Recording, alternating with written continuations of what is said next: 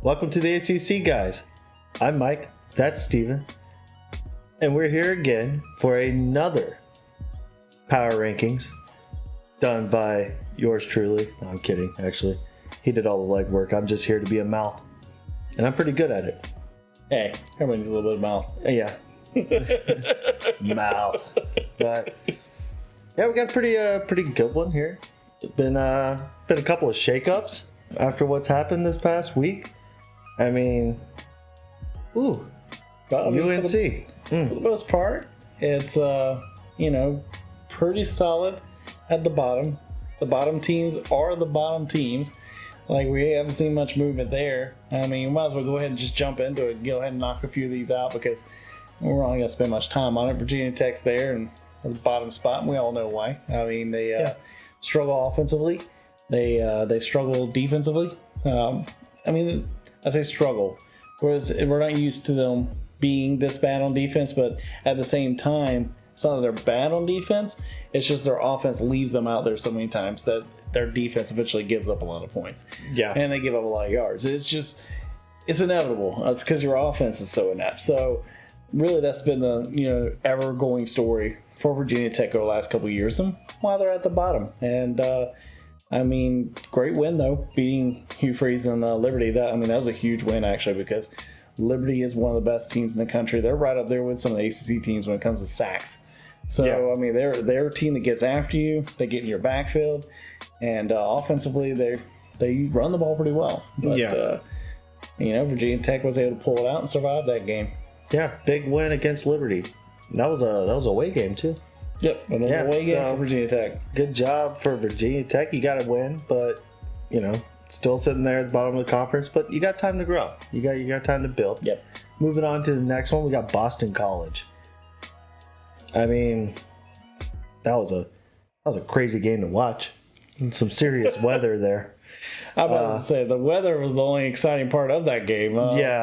Boston College was not ready for the size of Notre Dame. Notre Dame's defensive line was in the backfield almost all game long, which was to be expected with the injuries BC had. Yeah. I mean, a lot of key injuries to BC, and the weather made it worse because BC doesn't have a running game. So the weather made it to where BC couldn't depend on that throwing the ball, because at one point they had that fumble for a touchdown because the quarterback was throwing a pass out to the receiver, but it ended up being behind for a lateral, which counted as a fumble and was returned for a touchdown because of the wind. The wind was blowing so hard it blew the ball back. Yeah. So it was one of those things where it affected some plays in the game. And for Boston College, a team that depends on throwing the ball, the weather just locked them down. Solidly puts them back at 13 still. Yeah, and there's just not much to say. You're just not playing good football right now, and just health issues, everything else is going to get at you. So move on to number 12. Gonna kind of build through this really quick. They didn't play last week. It's already been announced. The game this week against Virginia Tech is canceled. Virginia at number 12. Really wasn't any stats to help change anything. And Virginia Tech or BC didn't really do much to help themselves. So you're still kind of in the same spot. So not much to shake up there. No, there's not much to shake up there. And, still a tragic thing that happened at Virginia. I can understand them canceling the game. Those were big parts of their team. Yeah. And it would be hard to go out on the field with the season they've already had and produce anything that's worthy of remembering those guys in a way. So I could understand. I wouldn't want to, go out there, and if you're, you can't get your team's heart into it, you don't want to go out there and embarrass. So it's one of those things where I feel like that was the right call to make. It also, doesn't affect Virginia or Virginia Tech season. So just go ahead and just do the right thing and let the universities have a chance to heal. They got all off season to heal and get better from this. And thanks to transfer portal, there's a lot of things you can do to maybe try and rebuild the team in the off season and get some more talent back in there so you can get ready for next year. Yeah, definitely a very trying situation for Tony Elliott to not only be a coach, but be a leader and a mentor to young men that are going through a hard time. And props to the ACC network. They didn't fill that slot or anything. They actually showed the memorial service, which was nice to see. You got to share that support. A lot of teams did different things. Most of the teams had Virginia Strong or UVA Strong on their helmets. And I think Virginia Tech even wore Virginia's jerseys for their warm-ups. There were some players that wore some numbers during warm-ups, but they did a lot of respectful things. I was really proud of Virginia Tech and the respect they showed, being a rival.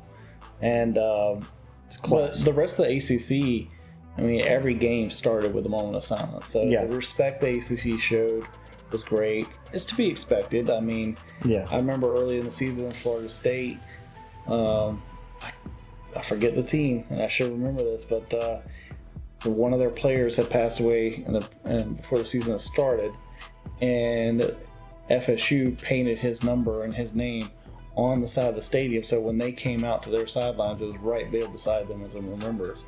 And I love it when teams in ACC do that for each other and respect each other. And the conference has always been good at that. They've always been good at looking out for each other. But back to the power rankings, let's go to a team that's plummeting. This is a team that a couple weeks ago were in the top 5 of the power rankings. Syracuse now falls to number 11 in the power rankings as their fall continues to go towards the bottom. This might be the furthest they drop all year because there's not much left in the season. But that last game against Wake, it turned out exactly how I predicted it in a way.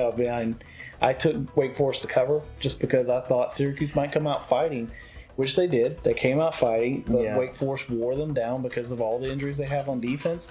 They couldn't hold up in the second half, and that's all really that happened in the game. It was, Syracuse tried to do the best they could to stay in that game, and unfortunately, it's just the lack of depth and all the injuries they've had. It just put them in a bind. Yeah, and I will say, the first half, I was pretty excited. It looked like Syracuse's offense got a boost to it that you hadn't seen since week 7 or so. Definitely since Notre Dame, because the offense played pretty well against Clemson, but best as they could. So it was nice to see them come out and play a little bit. But like you said, it kind of wore down. You definitely saw the depth issues. The offense wasn't firing as well. But you got to give Wake some credit. They made some defensive adjustments to actually help them with what Syracuse was doing. But Schrader looked a lot better. I liked what Schrader looked like. He looked healthier than he had in the past few weeks. And that's good to see. It's good to see that he's getting over that injury. And, hey, Syracuse, you got a bowl game. You're bowl eligible, at least. Yeah. So you got that to hang on. You pretty much salvaged the season for the most part. Go out, finish the week, and prepare yourselves. Maybe you can make that hit going into the next season, build up your depth a little bit, get healthy as a team, and come back next year, show us what you got. Yeah, that's all they really need to work on. Yeah. I mean, they're not far from it. Yeah. Having said that, the next team in the power rankings will be Miami. They have dropped back down to number 10 again in the power rankings. They've actually been here a couple of times. They went up a little, they go down. Really just solidly staying about that same spot, and it's pretty much where they deserve to be. They got beat by Clemson 40-10. Now, a lot of Miami fans will be like, well, they ran up the score on us. I mean, Dabo's just doing what Dabo's got to do because they're still on a shot to hit the playoffs. So, unfortunately, that's today's college football. That's what you do. It's all about, impressing some of these guys who don't actually watch the games. So they look at scoreboards. So if they see a 40-10, they're going to think you blew them out. And they really won't. If they watch the game, they'd be like, wow, this Clemson team, probably not a playoff team. Because if you watch that second half, it was turnover after turnover after turnover, and Miami was given so many chances to take that game over, but unfortunately they couldn't move the ball forward. They couldn't get the offense going, and they couldn't get the points on the board. I think they got 7 points off 3 turnovers. So, I mean that's the reason why you're 10th in the power rankings. That's why you've dropped so far down. You're not executing, and you're not being able to pick that up. Now, they do have some injuries, but even with some of those injuries, the depth that Miami has, you still expect them to be able to overcome some of this and still win some of these games. Now, against Clemson, no. I mean, it's no shock. They've been outscored. This will be the fourth time they've played Clemson, and the last 4 times they've played Clemson, where they've lost, they've lost 178-30. So, I mean, when you've been outscored that badly by one team, it's going to be one of those things where it's going to stay with you for a while. Every time you play them, they're going to remember that. So, this is something, like I said, Miami's going to have to work on, and they're really going to have to improve next year. They got a good recruiting class coming in, but right now, this is probably where they're going to finish in the power rankings, unless they can get a huge upset over Pitt, which they need just to get bowl eligible. We'll cover it when we get to the picks. I'll definitely get more into, because when we do our picks podcast, we'll do a bit of a reaction to the week prior to. So moving on to the next one, because I think you said enough about Miami there. And I think Miami fans, well, some of them at least know where they're at right now. Number 9, we have Duke, which same place they were last week, and this time you made sure I didn't skip the team at number 10. So, we got Duke at number 9, and it's not a bad spot. They had a good game this last Saturday. They, offensively, they're more of a running team right now. Like, Riley Leonard does legitimately everything for them. Yeah. And, I mean, he didn't get to rush that much against the Pitt defense, but he still put up some yards passing, which would surprise me. And the Duke defense is it's got its struggles, but it's coming together. So Mike Elko is still strong. I know they're not high in the power ranking, but I'm high on Mike Elko. Yeah. I think he's got something there, and he's the kind of coach they need right now. And Coach Elko did a great job. Honestly, this game was a lot like the Miami-Clemson game. Yeah. Duke was Miami, and they had their chances. They picked the ball off 3 times. Yeah. In the second half. And I don't think they even came away with... They didn't even come away with a field goal out of those 3 turnovers.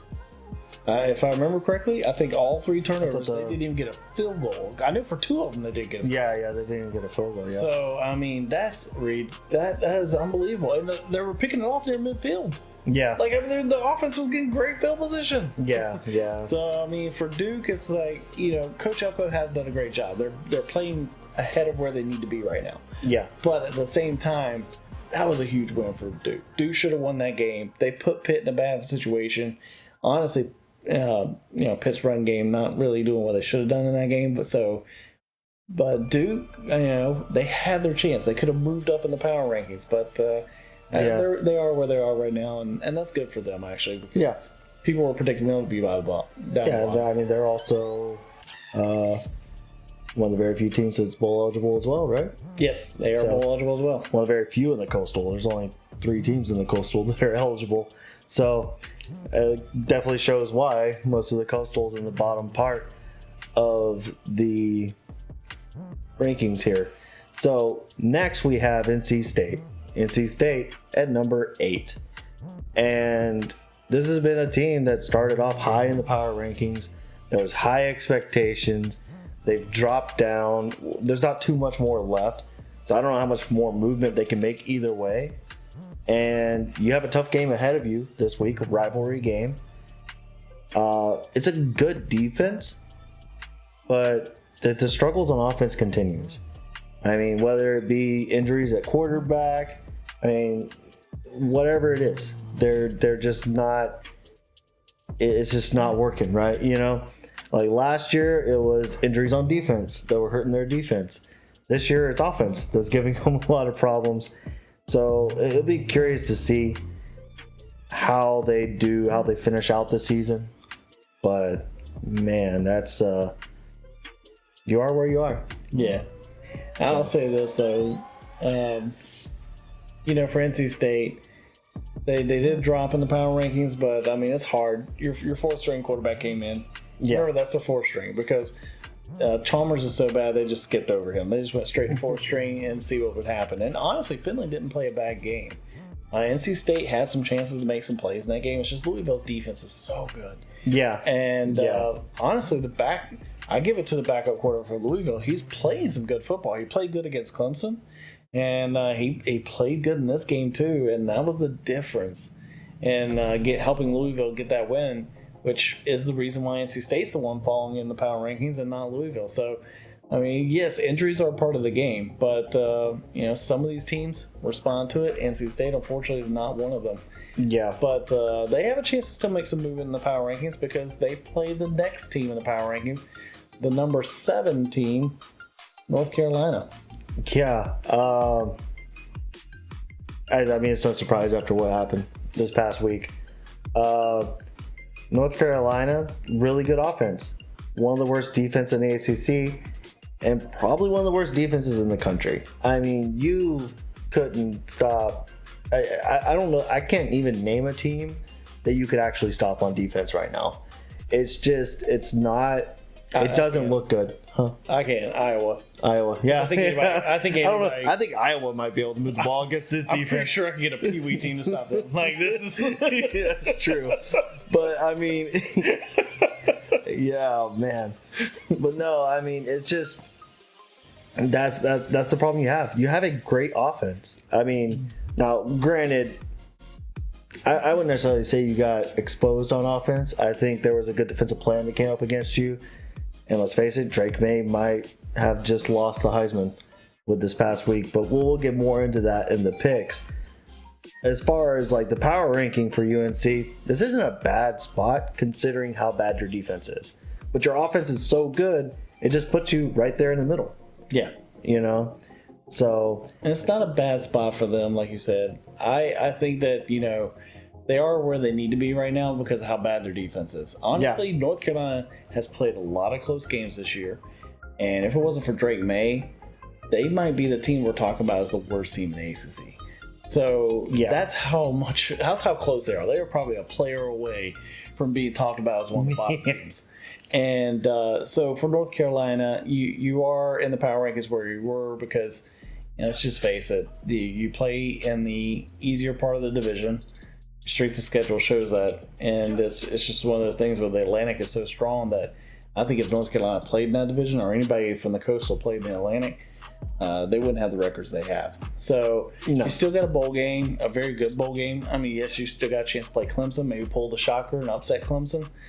So it's a good season ahead for North Carolina. But right now, I was like that one stings because with that upset. Here's the big move in the power rankings.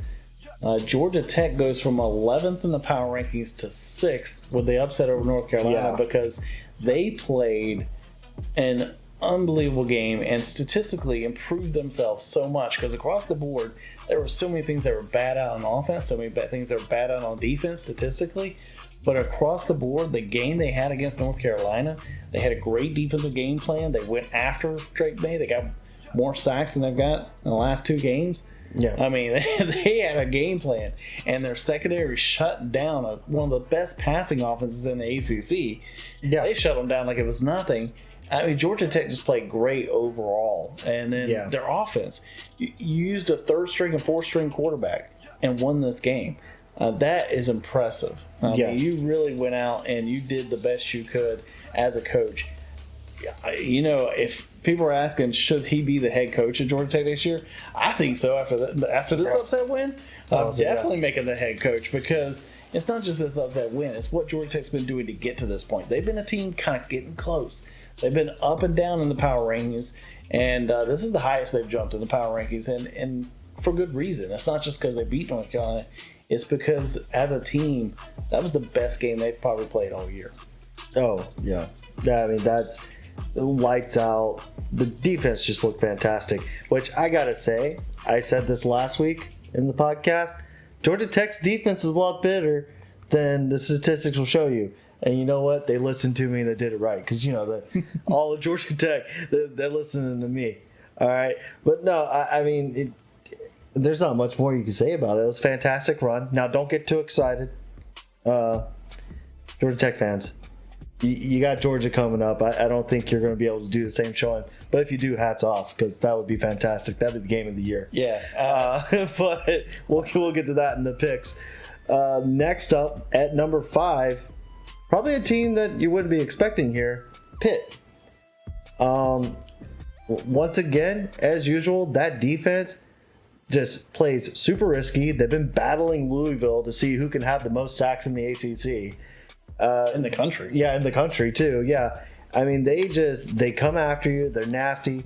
That offense is really confusing because when they lean behind one of the best backs in the country, Abanikanda, it's almost like you can't stop them. You know they're going to run the ball, and you can't stop them. And then Slovis occasionally looks really good, and then the next play he throws it right to a defender. So it's like it's their offense is kind of back and forth, but that defense has done so much work this year. Yeah.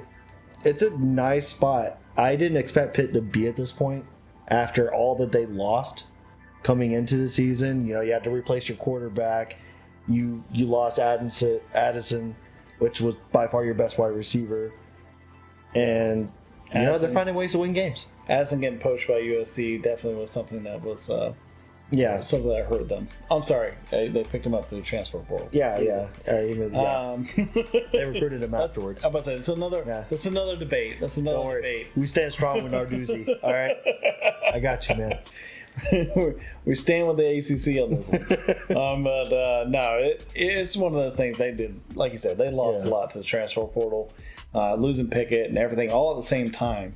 That was rough for Pitt. And let's face it, this Pitt defense is just a blitzkrieg style of attack. And when it's working, it works. And when it doesn't, it doesn't. Because if a team can get the ball down the field past you while you're coming at them, because now they got open guys one-on-one, then you're in trouble. And honestly, you know, in this last game they played against Duke, there was a couple opportunities where they got exposed a little. They got caught on those blitzes. So, you know, now Pitt has to finish the season strong. They're already in a bowl game, so, but they're just need to finish the season strong here, get another win, and who knows, you could maybe gain another spot in the power rankings, because right now they're playing good, and the next team in the power rankings, they got a tough matchup coming up, so they could drop a little. And that is number 4 in the power rankings, Wake Forest. Yeah. I mean, Wake Forest, it's a team that's been there all season, right? You know the offense that they got, and it's going to, like, that offense puts up good stats. And with Sam Hartman at the helm, it definitely does. You know, he had some games struggling, but came out against Syracuse, fixed it. You know, he struggled at first, but once you started getting in that depth, once you started tearing into it, I mean, it's this Wake team. The defense isn't that great, but you're not North Carolina bad. So that's a plus. Hang your hat on that one with Wake Forest. Because the defense does, like, statistically it's not great, but they have their moments. They stand up when they need to stand up, or cause, you know, just create opportunities for themselves. Yeah. So I will give that to Wake, and I think that's why it's complimentary football for them in their own way. And so, I mean, no surprise them being at number 4. I don't even know if we really say a whole lot more than what we've been saying this whole time. Yeah, I'm about to say, well, yeah. As you expect with Wake, everything runs through Sam Hartman. He finally got out of his slump against Syracuse, but I mean, it helps when you play a team that's, like I said, they're missing so much in the secondary. I mean, that helps a lot. So Sam Hartman was able to get out of his slump, and because of that, he's actually 4 touchdown passes to tie the record, 5 in his last game to break the record. So big moment for him coming up in Wake. Yeah. Can he break the record before he leaves the ACC? So that'll be an interesting matchup. And then, like I said, going into this next team in the power rankings, Louisville, that has really been a shocker. They're still holding their own up there too, and they are 3rd in the power rankings still. They have not dropped, and honestly, like, they've done it because of their defense. Their defense is, like you said, been contending with Pitt to have the most sacks in the country, and statistically across the board, everything they do on defense, their turnover margin, everything, it's just, they frustrate teams. And then on offense, they're really a good offensive team. Not a great offensive team, but they're a good offensive team, especially when Malik Cunningham's running it. Yeah. Because Malik Cunningham is great with that play action. And when they're running their play action, that's when Louisville's the most dangerous. Yeah, and he's such a fantastic athlete to watch, too. I mean, he definitely runs. He's in charge of that offense when he's doing it. And, yes, Louisville's defense has been probably one of the most entertaining defenses for me to watch over the past few weeks.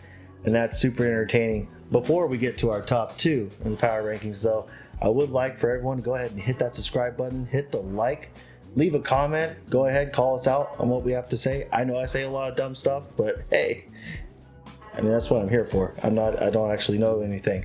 So, but please feel free to do all that. If you're listening to us in podcast as well, go ahead, leave a 5-star review, leave us a comment.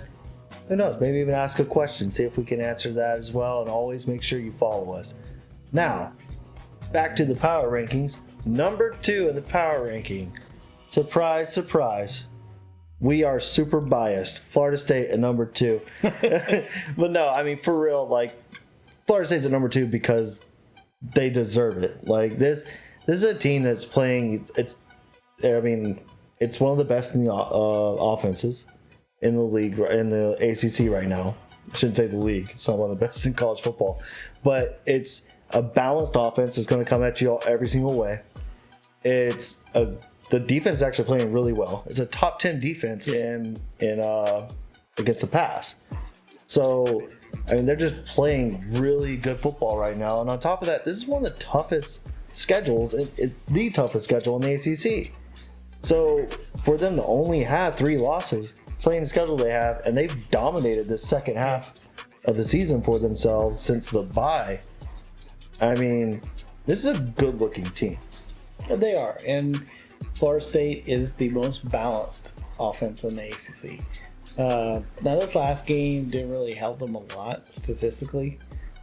So, really, it was one of those situations where if they wanted to, they could have put up some numbers statistically in that game and probably could have jumped to number 1 in this week's poll because Clemson's still not separating themselves. And slowly, FSU is becoming a team in the power rankings that's showing the balance. And that's really, when it comes down to power rankings looks at your balance overall.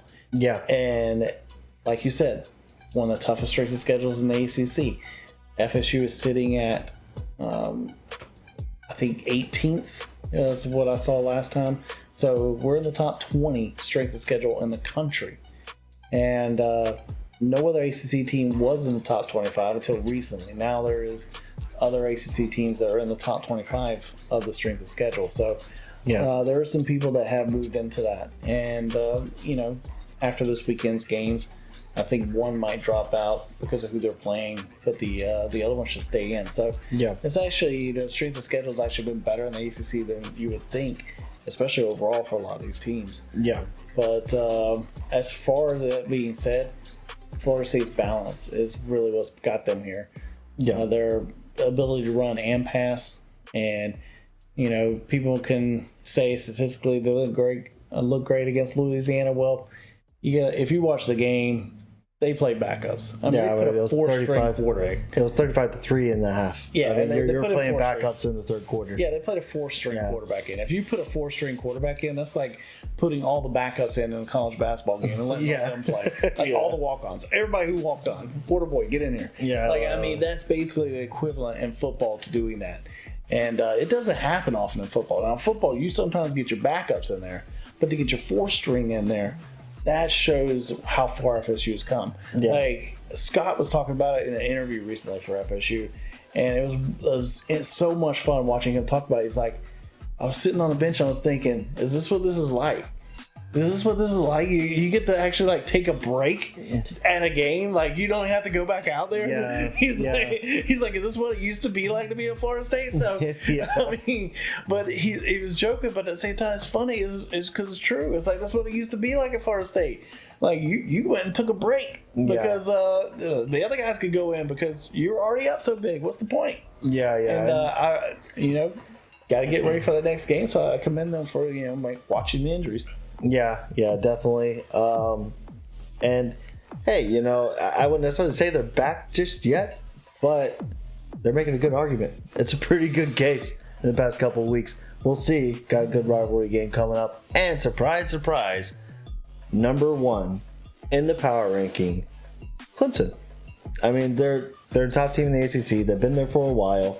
Yep. This is a team that still has a lot of talent on it and could possibly sneak back into the playoffs, which is kind of a surprise. I mean, it probably wouldn't go well, but they still have a chance to get into the playoffs.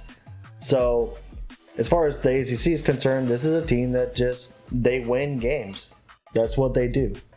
And Notre Dame was a bad loss, but you still have, I mean, nobody in the ACC's beat you. You're the best team in the ACC. You've had the Atlantic Conference locked up this entire time. Yeah. And it's no surprise to me that 4 of the top teams in the power rankings are all from the Atlantic. No. Hey. What's really interesting, too, is if you look at our power rankings, if you look at the fact that the ACC next year will go to a format where the top 2 teams overall can play each other. In that formatted setting, there's a possibility in a scenario where Florida State and Clemson could have been 1 and 2, and they could actually be playing for the ACC title in next year's formula, the way the ACC is going to run it. So there's an opportunity there, because if North Carolina, say we're in that already this year, and North Carolina loses this weekend, that would have opened the door. So next year's model gives teams like Florida State and other teams that may have had slips early a chance to get back in there. And I mean, that would have been interesting in itself. Like, see FSU get back in it and have a chance to win the ACC. Yeah. I mean, they worked their way back up to being second in the Atlantic, which I wouldn't have expected with that 3 losses there. But, I mean, that's how tough the Atlantic is. I mean, they're all just beating each other up. And you got some good teams in the Coastal, but just not on the same level. And like you've mentioned with North Carolina, it's mostly because of that defense is what makes them struggle so much. But that's why the bottom half is mostly filled with Coastal teams. And then you have a couple of Atlantic. I mean, just look at bowl eligibility right now. Yeah. Out of the 9 teams that are already bowl eligible in the ACC, 6 of them are from the Atlantic.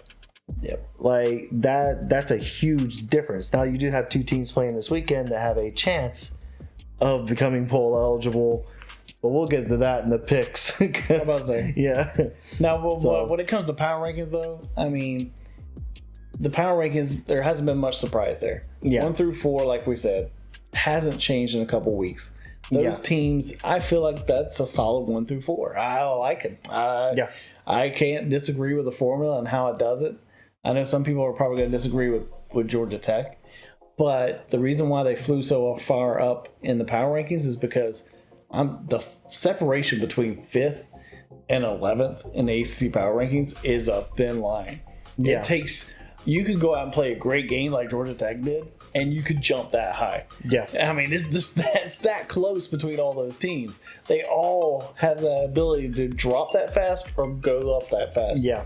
But it's just between that middle range, because 12th, 13th, and 14th, they're pretty solid too. They've been there for the last couple weeks. So really, when it comes to ACC power rankings, I mean, the only movement we're really seeing is between 5th to 11th place, just the middle of the pack. The middle of the pack is where we're seeing all the movement. Yeah. The top is pretty solid, and it's been set for a while, and those teams are showing why they're there. Yeah, and I think it kind of shows.